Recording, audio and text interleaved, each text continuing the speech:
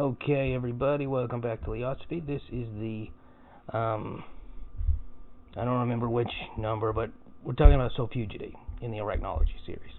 I only have one more episode left, so this is the penultimate episode.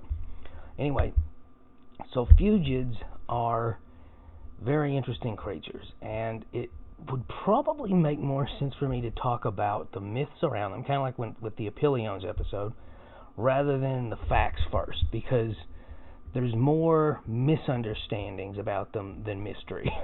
Right off the bat, they're called other things. They're called sun spiders, wind spiders, and camel spiders. And they are not spiders, but they are arachnids. They are their own little group. And let me just go over some of the weird things. Camel spiders, most notably, one of the reasons why they're called this is there's all sorts of stories. Especially, man, every time I talk to somebody who's served in Iraq or Afghanistan, I tend to get these stories of, they got these animals out there, man.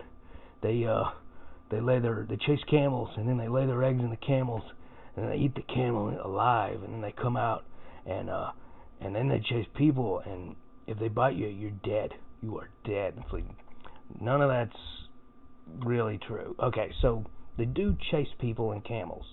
That's kind of true. But there's actually a very good explanation for it. They don't actually chase camels and people so much as they chase your shadow. And here's the deal. It's hot in the desert. As I've mentioned with pretty much every other arachnid we've talked about, except for jumping spiders, arachnid vision is usually really bad. So they can kind of make out like vague shapes and then light and dark. And then, it's the desert. It's hot, so they're looking for places to cool down. So they are constantly looking for shade. Camel shadow is big, just like the shade of a tree. Shade of a person, very similar. A bivouac tent, very similar. It's a shaded spot too. And so really they're just looking for shade. They don't suck your blood. They are not venomous. In fact, their mouth parts are more chewing, more similar to an Apilione or a scorpion than a spider. They don't have venom. They don't inject you with anything. They are, like with just about every arachnid on this list, every arachnid period, they are obligate predators.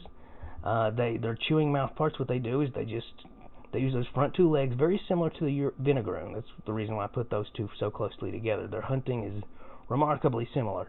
They use the front two legs to sort of feel around, figure out where things are, and then once they find something, they grab it, and then they use those serrated, chompy-like chelicerae to just sort of masticate and just obliterate their prey and eat it. And also, interestingly enough, they're a spastic little animal, and when they're threatened, they'll actually saw their chelicerae together in this really entertaining, there's something Muppet-like about them. I think they're the goofiest of all the arachnids. They are the least scary, in my opinion.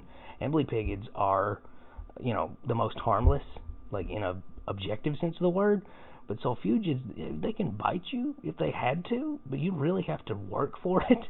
And they're just so goofy. The way they make noises and they scamper around, they're Muppet-like. I don't know. They remind me of Fraggles and the Doozers combined. Especially when you watch one dig, and that's another thing that they do. They dig burrows.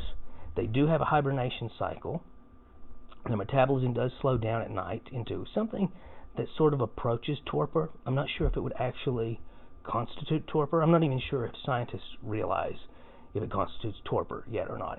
They're a very misunderstood animal. Very little is known about them. Even with regard to their lifespan, people are just now figuring out how to make them live longer than a year or two in captivity.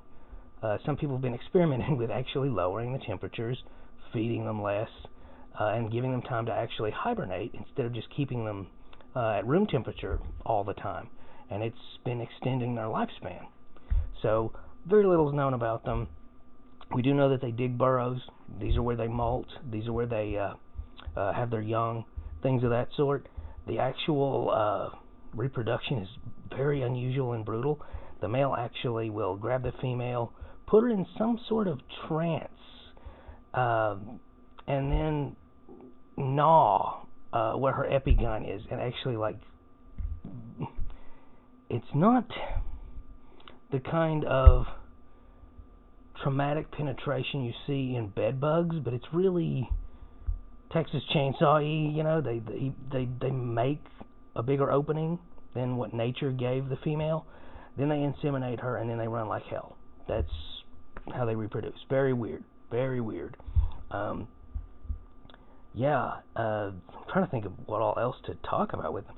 Their abdomen is more insect-looking, in my opinion. This is more subjective, but it's very long, like a scorpion's, but it's also softer and more rounded than a scorpion's. And so their abdomen has a very insect-like quality to it.